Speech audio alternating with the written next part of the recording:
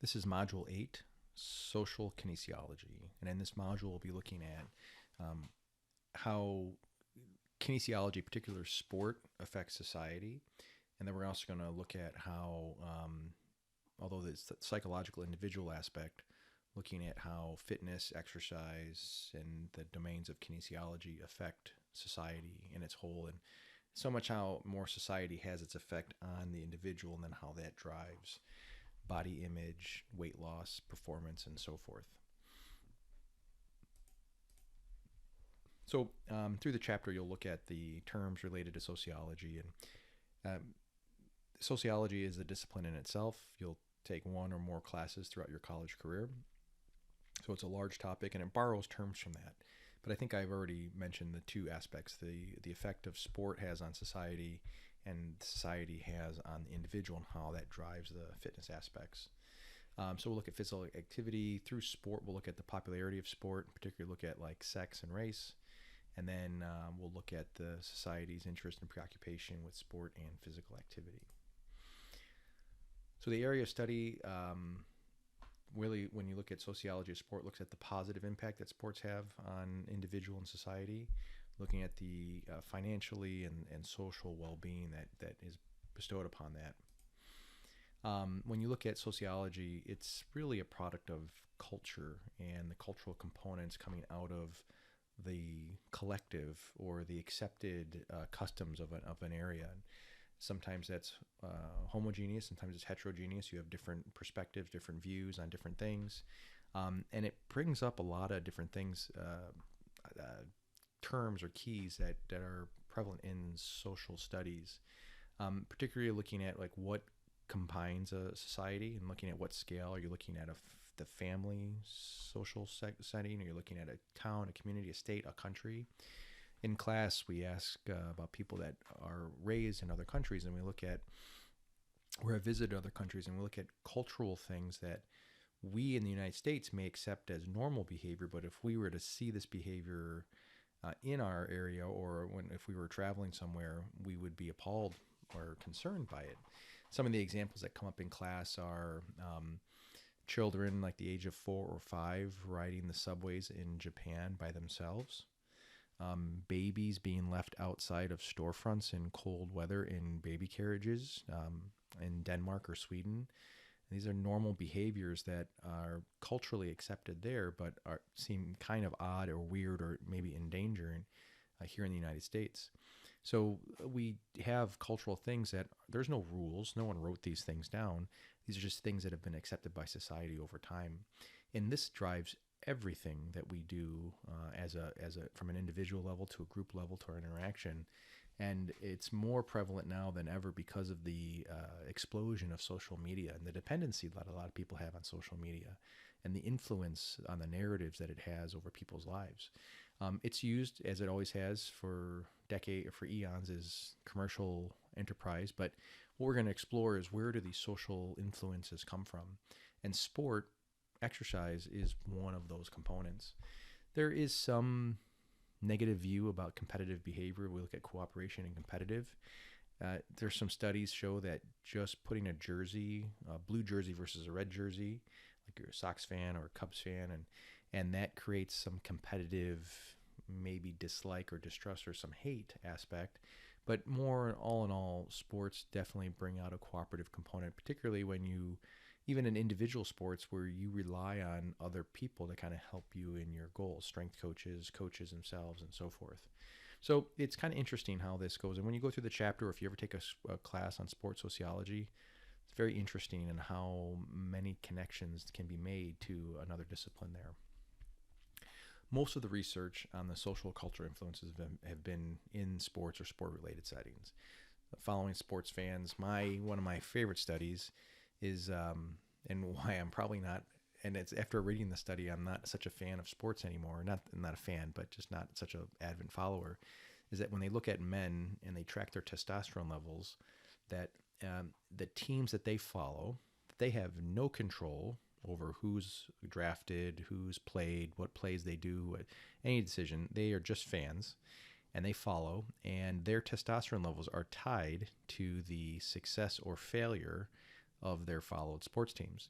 So if you happen to pick a sports team that's winning all the time, aka a fair weather fan, then your testosterone levels are going to be elevated. But if you have that frustration of teams losing, and you could be part of this population I'm talking about, or know people that get depressed or very emotionally invested in their success or failure of their teams that they follow. So it affects the participants in a physiological way. So like I said, I'm probably more of a fair weather fan just because I know that tidbit of information, and try to keep my hormone levels as steady and stable as possible.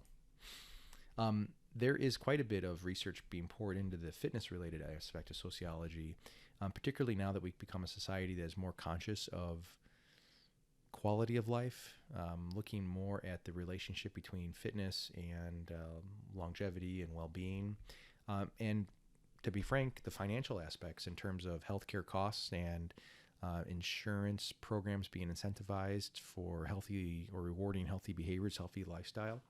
So looking at like decisions that people make, right? It's the biggest secret in fitness is that it's not easy, or it's not hard to change your body. Just you actually have to do it, and you have to kind of stick with it. So it's being patient. So this exercise adherence, what motivates people to participate.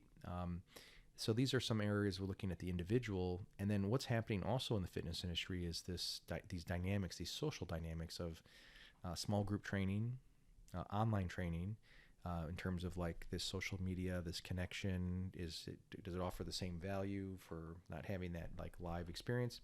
And then, to be honest, fitness is a huge social outlet for many people. It's actually in some aspects what brings some people together. You know, tennis or golf, or you play college sports, the relationships you made there, spin classes, you're going to the gym, seeing your regular people on a you might not even know this person, but just kind of an acquaintance type aspect. So there's quite a bit there.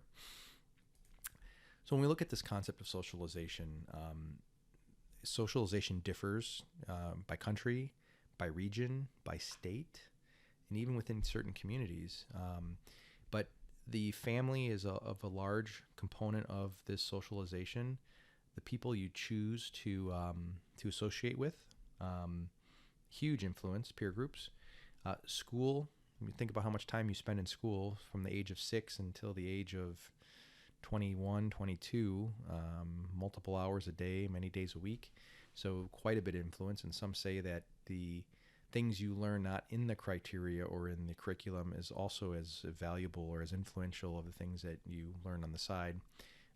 Your religious institutions, whether they're churches or synagogues or mosques or temples or, I don't know, a tree, like whatever religion it may be.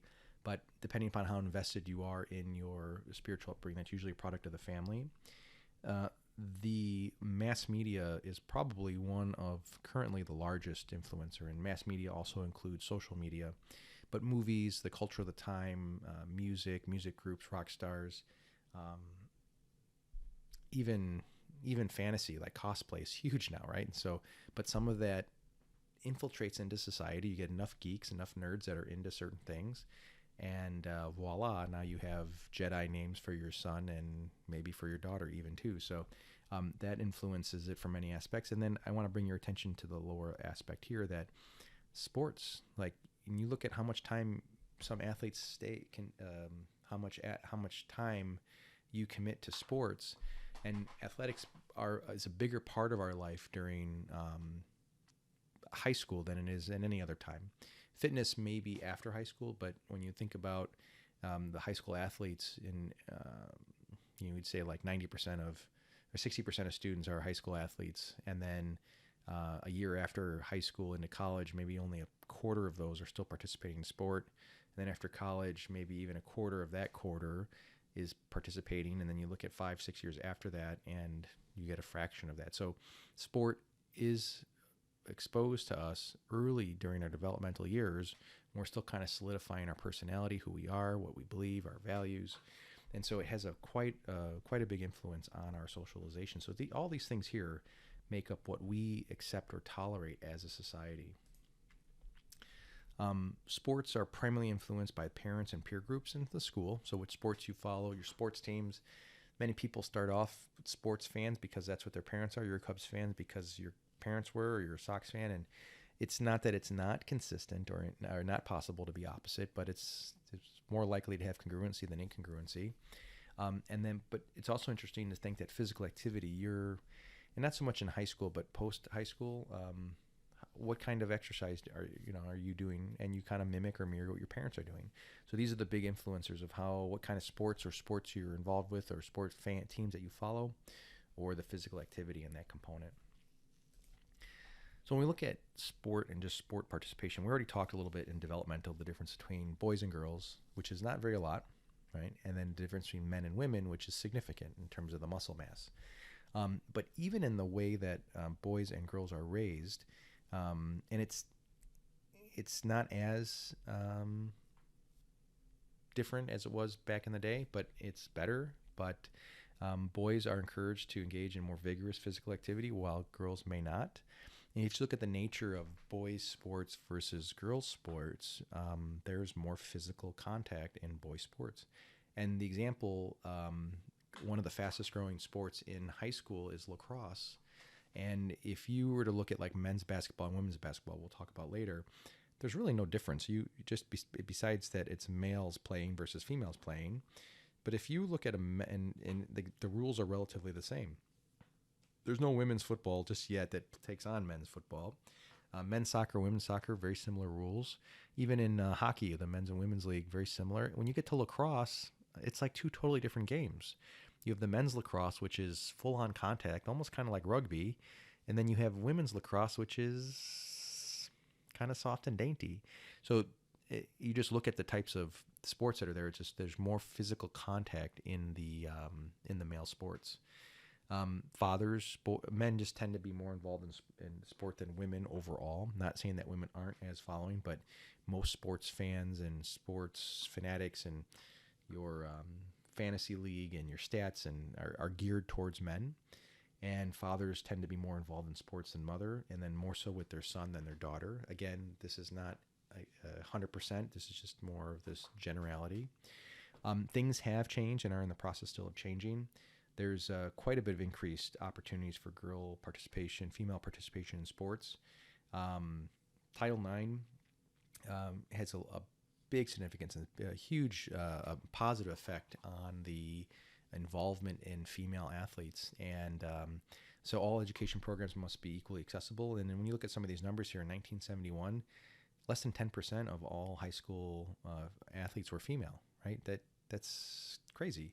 And you look at 1982, a third, 1995, 42 versus 57, and now it's about 50-50. And what's happened is that you had to have availability of funding. That's really what Title IX did, was that for whatever money was allocated towards men's sports, you had to allocate the same amount to women's sports. So if they wanted to grow men's sports, women's sports had to grow concomitantly. So that's kind of the work around that. But this is the benefit that has been shown, the social acceptance of it, the popularity of the sports.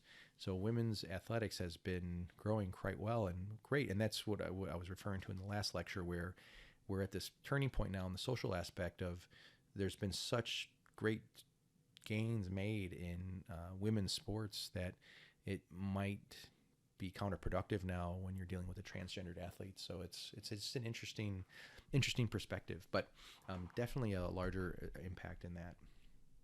So we'll talk more about sport in the next lecture. We're going to talk about more of this cultural or social view that we have of the human body. And there are 6 perspectives of viewing the human body besides just an anatomical and physiological one, which is what we look at in our field of kinesiology. We look at purely from anatomical, structural, and physiological functional differences. But from a psychosocial, so looking at the social aspect and the psychological aspect, there are 6 other views of the body. And the textbook gets into these details. And again, this is more coming from a sociology class, this ideal body, which we're going to talk about. We won't get so much in the consumer. We'll talk about the transgressive, so the obesity versus the slim, so the fat shaming that is becoming more prevalent in our society.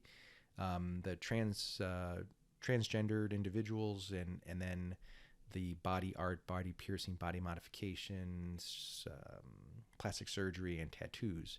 So we'll look at this, the kind of the different aspect, and then we won't look at much of the discipline practice discursive, but we'll look at this ideal body quite a bit. So on the discussion board, these are the questions I'm going to be asking you, and we'll look at these 5. And I just kind of wanted to seed these questions now so that as we go through the rest of the video, the rest of the lecture here, you kind of have these in the back of your mind. So we'll be looking at the ideal body and if or how it's changed over the years. We'll look at what historical forces shape this image or what social influences. We'll look at this concept of fat or overweight women versus men and how they're perceived or self-identified. We'll look at the expectations that are different between men and women.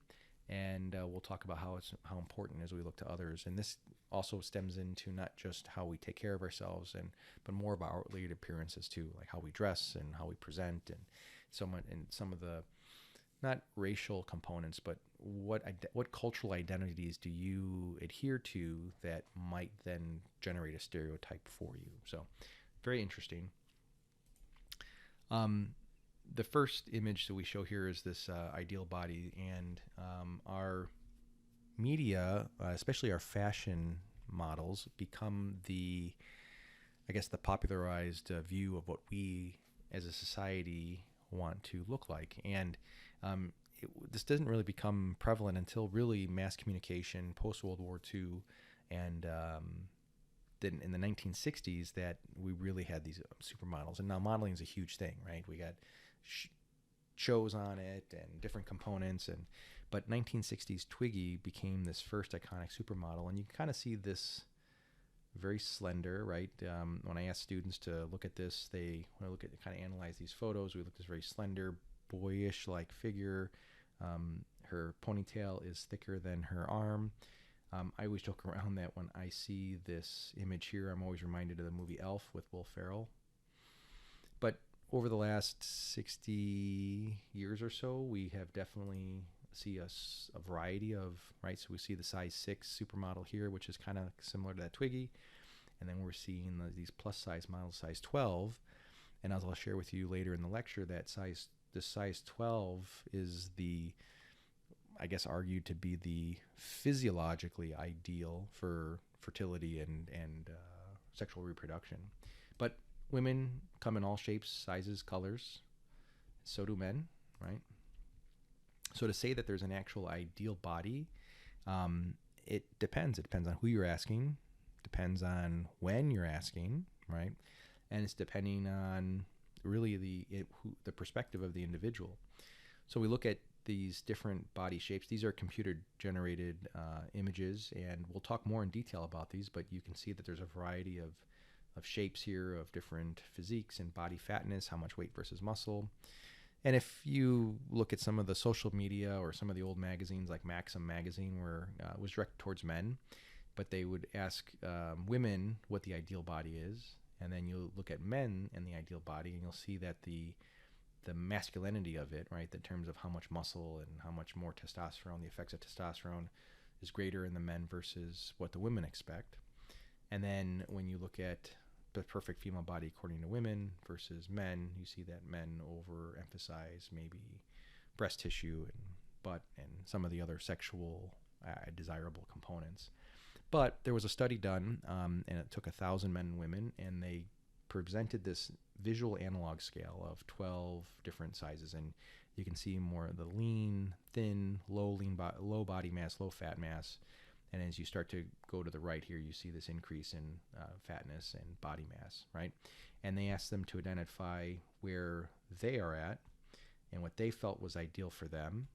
And then they also asked of the opposite sex, so looking at heterosexual couples or just individuals that attracted to the opposite sex, they would pick then which was the most attractive, right? And then what they did is they compiled this data and they compared they got a lot of data out of these surveys. What they did find was that they looked at body confidence, and they found that men tended to have higher body confidence than women. Still had low body confidence, but at least had a higher range, whereas women tended to kind of group in the lower end. And what they also found was that the more out of shape, or not out of shape, but the the lower end spectrum of these apple pear, which tends to lean to more abdominal body fat, versus the rectangle hourglass or the inverted triangle, which is more associated with lower body fat percentage and higher muscle tissue, that the men and women that had the more to the left end of the spectrum here tended to have a higher confidence rating than men or women on the right side, on what we call the lower scale, right? When we looked at women, this computer-generated image is the average actual woman. So when you look at like the average woman, they're about 172 pounds, about 30 BMI, and about 9% of the population of men think that this is the visual idea, whereas 91% of people in this range wanted to lose weight. This is the next image I'm going to show is the average ideal. So this is what women thought their ideal image for self-image would be. So 124 pounds is the weight. So they picked this, right? So again, when you look here, this is where for all the participants of their measures, this is kind of where they were at, the actual, and this is where their ideal was. And you can see there's a discrepancy here, about 50 pounds there, quite a bit in the BMI body fat percentage, probably about 7 or 8%, maybe 10% body fat. And so you can see that what women identified as their ideal body type, only about a third of the men identified that was ideal, right? So there's a discrepancy between what women thought, and this is for both sexes, men and women, but there's a large discrepancy. And it's kind of as a recap here in terms of the actual weight differences, BMI, and the confidence intervals there. But so men had a similar thing where they had a discrepancy between average and actual. It wasn't as severe. So women were looking at about a 50-pound difference, where men were looking at about a 9 to 10-pound difference. And this is what men had about the average man, just slightly under 200 pounds, about just under the obese rating for BMI. This is the ideal that men chose, that they thought this would be ideal, and about 27 BMI, 186 pounds. So not as, but still small, slightly smaller. And only about 2/3 wanted to lose weight, whereas 90% felt like they needed to lose weight. So the desire to reduce body weight or body fat is more prevalent in women than it is in men.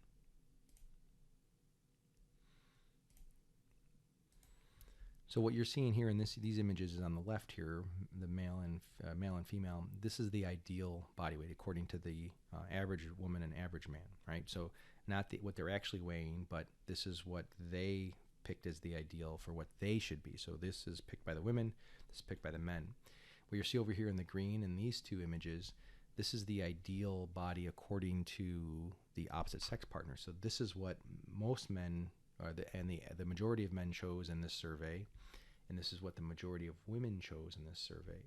So not quite the ideal for men and women. So what the consensus is on this is that for most men are looking for this 144 pounds, 24.3 body mass index, whereas women this is their ideal here, so about 20 pounds, even lighter. So what's showing is that the self-pressure for the ideal image is greater than what the opposite sex partner is actually looking for, and yet still a discrepancy from the ideal. So it's interesting, this distortion that we have in terms of what we think we want to be at and what our partners feel that is acceptable, what they're attracted to.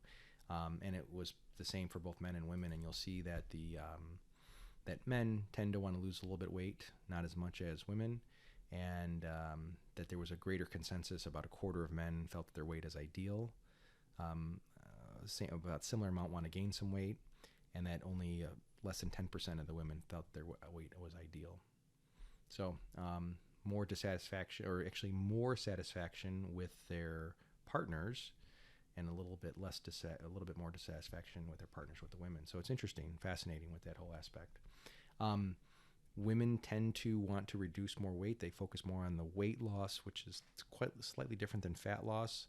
And we got to keep that in mind when we look at the weight loss versus fat loss. And what that really means is that muscle tissue weighs significantly more than fat tissue. It is more dense.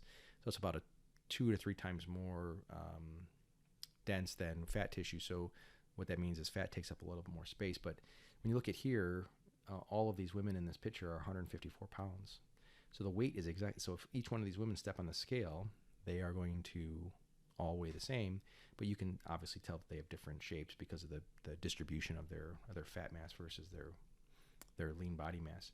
So there's some distortion looking at that, and some, look at like the thin versus average weight, overweight, muscular, and that muscle versus fat. You can be heavier on the scale because of muscle tissue. So, but in the end, beauty is in the eye of the beholder. There really is no perfect body shape, right? Everyone's into different things. People like different aspects, and tall, short, thick, wide, dark, light, blondes, brunettes, Smurfs, I don't know, whatever. Everyone's got a different thing.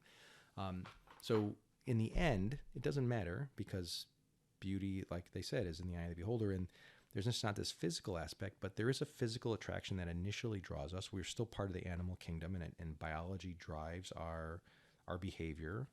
We can consciously control that, but there is at least an initial draw to physicality of it. The physiology and the anatomy still dominate. And there was a study out of the University of Texas by a group, psychology department, and they looked at these ratios for what was considered the ideal woman's body according to science. And this was based on physical reproduction, fertility.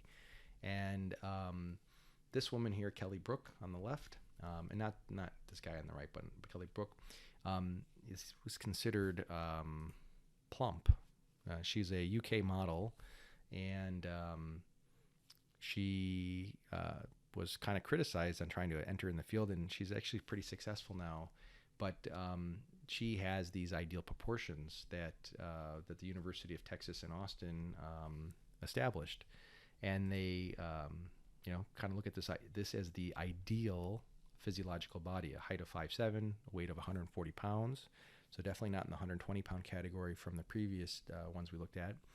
Measurements of 39, 25, 36. And as I had said earlier, she's a double-digit size, so she's a dress size 12. So this is considered the physiological ideal, and considered plump or overweight or plus-size model compared to relative to your standard supermodel, if you will. So the question is, why are all the models skinny then? Why are they doing this? And in the end, it comes down to that they're trying to sell clothes, not convey fertility. And, fashion models are hired based on their ability to highlight the lines and structure of the clothing they wear. That's what they're trying to do. They're emphasizing the clothing. That's why we see very few women in that industry, both men and women, who look on that higher end, right? It's not for health and not for function, certainly not for function. That's why when you look at some of the male models, they don't look like they can hold themselves in a fight, right? So it's more for the form and function. So this is what we're talking about here, is where does this ideal body image come from? Like where does that come from? Where do we accept that this is considered plump and not, this is desirable, not desirable? And a lot of it is driven by physiology, right? That's what these numbers come from, this ratio here, this 0.7 waist to hip ratio. It's based on the health of the individual. Not only can you bear children, but can you provide, are you going to be healthy for that? Same thing with men. Think of people that have cancer, or that are ill or really sick or severely depressed, is they lose weight, right? They become very slim and slender, and that's not the epitome of health, right? On the other end of the spectrum, having too much body fat is also not the epitome of health. So it's really this Goldilocks happy medium of having just enough body mass to weather the storm, and not be frail or over consumed. So this ideal image comes from physiology, and then any of the other aspects comes from those things we talked about earlier, the social conditioning, right? If we look at the supermodels compared from the 1990s and from the 1930s, not even supermodels, but just like what was considered attractive, there's a significant difference in what was not tolerated, but what was desirable. And a lot of it came from the film industry, what we were being exposed to. And I have a video link here that you guys can play, but it's a great video that looks at like body image, just looking at women over the last half a century, and looking at what drove those components. Oops. So the variation in body shape also exists within men. It's not exclusive just to women. And we look at these different perspectives here, and we'll see like the little bit more body fat, maybe a little bit more slender, even more slender, a little bit more muscular, and this is not representing different body shapes, but what this article and where this image came from was looking at changes in the male physique over the years. And we look at the 1870s, when you had this slightly this obesity, right? This is what we'd consider obese or overweight. This was actually considered desirable. It was a display of wealth. It said that you had an abundance, you were able to overconsume, and so it showed fiscal and financial resources. Then the 1930s, when we started with the film industries, you started to see more actors and actresses on stage, and so this more like fit, frontier, post-war type physique. And then you had the counterculture of the 1960s. So you had like the rock stars that were coming out. You had the free love and the drug movements. And so this kind of anti-establishment to this corporate standard that was set here.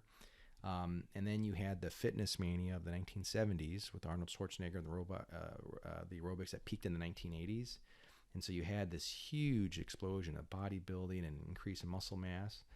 And then you had the 1990s that came in with like kind of the underwear model, Fight Club, and this type of like not so big like, and I think what ended up happening is the 1980s, it became so crazy with like steroids and anabolic drug use, and this kind of negative connotation that came from these type of athletes, that these big dumb jocks, and you wanted more function over form, right? And that's kind of where we're at today. So when you look at like the ideal body, you kind of have to look at the time. You also have to kind of look at the region. And this next study was pretty fascinating too. This is the original photo. And what they did is they sent this photo to different designers all over the world, to different countries. And they wanted it to be photoshopped and edited based on those regions' designers that would be the most appealing to that country, right? And so they did, let's see, 1, 2, 3, 4. They did 24 different countries, at least in this article, and they had these photos. And I'm just going to share some of them with you. You can follow the link here too if you want to. But you can kind of see that they had the original photo and then just different edits to like skin tone, facial structure, facial hair, and body shape and size. And so you can see that Australia slimmed it down a little bit from the original. We'll go back to the original here. So it's a little bit overweight, I would say, maybe 30, 31 BMI. And when you look here, you can see it slightly, the UK a little bit more thinner, right? Kind of like that 1930s. And you look at the United States, you want to see a little bit more definition of abs, a little bit more broader in the shoulders, right? And that's kind of the ideal image that we have in the United States. But what this is to the United States, what's appearing to be to the UK, what this is appearing to be to Australia. So I picked the three biggest English-speaking countries. You look next, we'll see Russia, and again, decent amount of muscle mass, but not so worried about being lean. Egypt's not that big of a country, but I just thought it was interesting that Egypt also, out of all the countries, when I was scrolling through the images, had this like lean, I think even leaner than the United States. But so yeah, the Egyptians the men like to be lean over there. Philippines, you can see a little bit more definition in the abs, kind of important, not so much in Russia. And then the last group here, you look at Nigeria, you look at like China and Bangladesh, a little bit more slender through the frames, not so much definition. And so, yeah, it's kind of an interesting article to look at that. So that the ideal body type is not just limited to our era or time, but also to country and region, which you would expect, right? Because each of these countries have different social criteria. So another argument of where these conditioning comes from is from subtle influences like the toys we play with. Barbie has gotten quite a bit of flack for being unrealistic, and she is, right? And it's setting an unrealistic tone. But at the same time, when Barbie came out, He-Man was making his debut, and I wouldn't necessarily say that this is a realistic, setting a realistic tone within the for boys or the male physique. And so I found this funny. Like, this is considered unrealistic, but it's fine for He-Man, right? At the same time, you have G.I. Joe, which kind of had a little bit more normal aspect, but Barbie definitely does get this flack, and it is, right? It's unrealistic when you look at Barbie, you look at these the Barbie measurements here, and you look at the U.S. average, that it's somewhat impossible for that to be achieved. This is the average presentation here, and I believe this is from the United States. So a little thicker in the waist, not so hourglass figure here where you have to get some ribs surgically removed. A little thicker through the aspect here, thicker through the thigh. So just thicker overall. If Barbie was a real person, she'd be 5'9", have an insanely small waist, size 3 shoe, and only weigh 110 pounds. So someone, for the sake of young girls, created a Barbie doll that would be representative of an average 19-year-old woman, and you can see that it's a little bit more shorter and thicker and a little more realistic, right? Now again, it's subtle differences, but enough for a to be more, I say, realistic with the expectations. The fact that someone did this, I think, is neat, but I also at the same time think they got a lot of time on their hands. So yeah, so I definitely don't know if dolls represent human form, right? It's missing anatomical genitalia and different structure, but you got Ken and Barbie. And I think they made a doll that was more like dad bod Ken. I think boys would still prefer He-Man, right? Just this thick face. And if He-Man was a real person, if they had a real physique, he would be 6'4". He'd be nearly 700 pounds because he has 35-inch biceps. Most bodybuilders are at like 20, 21, 22. 35 is insane. And then a 70-inch chest, which is huge. This is a guy, I forgot his name, but there's going to be a live action He-Man. They already did one, but they're going to do another one. And it's kind of close, but his arms aren't big enough. His chest isn't big enough. Lats definitely aren't big enough. And doesn't have enough muscle. And the way the He-Man doll was actually created, it was an action figure that they wanted just to throw some extra clay on, and they did. And so they took a muscular action figure and they just buffed it up insanely more. So, but 700 pounds is insane, is huge. So that's kind of the unrealistic expectations, but it's a toy, right? So I mentioned earlier about the mass media and how it has such a profound effect on us as a society. And so, again, we're going to address this question here, and then we'll come back to this on the sport. But how does society view the male and female form? And so this is a mock magazine cover. So I just want you to take a moment and look at it. Read some of the headlines, some of the things there, and it's a magazine directed towards heterosexual men.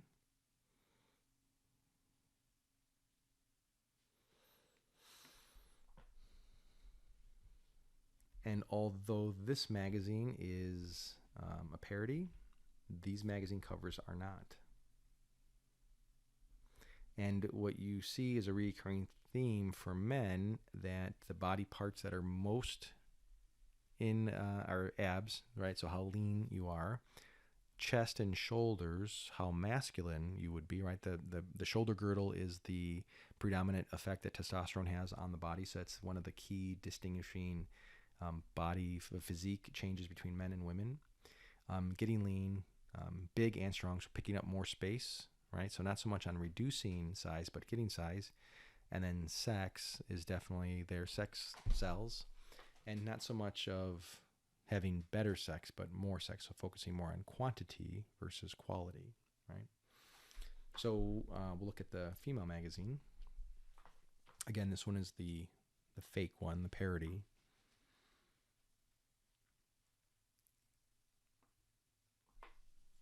And take a look at some of the titles here. Rapid weight loss. And again, sex is there, some body parts, particular things. And here are real magazine articles. And the female physique, the pelvic girdle is the dominant aspect, right? Remember the estrogen effect, that affects more the not the estrogen, but the default form is the female physique, which is hip girdle dominant, so the pelvis and the legs and the butt. and the thighs, and that it's the presence of testosterone that causes more of the thickening of the shoulder girdle. So this becomes more the female focus. Abs again, so reduction in body fat. More in the slimming aspect, so taking up less space. How to become more attractive, or visual outward, like visual appearance, which you didn't see so much in the men's magazine. And then also sex, but in this case, sex not so much in the quantity of sex, but in the quality of the sex. I don't know if the ability to have sex is an issue in the female community, right? When you look at all of Mother Nature, all of nature, the majority, like 99.9% of the time, under normal procreation, physiology, and anatomical aspect, that sex, the process of having sex, intercourse, is determined by the female of the species, right? That's what males of species do all day, all time, is defend their territory and try to impress for the right to mate, right? And so it doesn't change within the male or the human aspect as well, that the female is the selector. And so if she is the selector, that's the problem isn't so much quantity, then in this case, and that's what the magazines are appealing to, are the quality of sex. Then the difference with the men is that it's the quantity, right? Just try to spread as much seed as possible. And again, as I qualified in the previous lectures, this is the average, not even the majority, but just like the general average, and that doesn't include or exclude everything. It's just majority, not the majority, but the average, which I guess is the majority, like 68%. But yeah, these are, and it might not be magazine, but if you look at all social media now, magazines, the way they generate the revenue is by ads being used, and the ads are only effective, and advertisers are going to pay money if they get readers. And so you're maybe not so much familiar with like these headlines, but you're definitely familiar with clickbait. And where print magazines might not be in vogue right now, but the blog posts and social media, Instagram posts, are all based around sex, right? And not so much of just like pornography sex, but how to become more sexy, how to become more viral, how to become more desirable to the opposite sex or the same sex, depending upon your sexual orientation. So there's quite a bit of there, and it's all about that. And so when we look at how does these images of or our views of sex, or views of the human body, or what's considered sexy, what's considered appealing, what do we need to achieve, what do we need to look like, a lot of it's driven by the media, right? But movies, historical context, movie stars, and what we're seeing online, right? Which, as we've looked, it doesn't really represent the ideal. So it's kind of an interesting perspective here and where we're at from society. But we look at the weight loss industry. It's nearly a $60 to $70 billion a year industry. There's lots of money. The fitness industry is huge. It's growing rapidly, and more and more people, not just for feeling better, but always aesthetics, looking better, right? So it's not going anywhere, and constantly being driven through what we as a society accept or deem as beautiful. So that's it for this. I'm going to wrap this video because this one got kind of long, and we'll do another one follow-up for the social aspect of sport and the effect it has on society.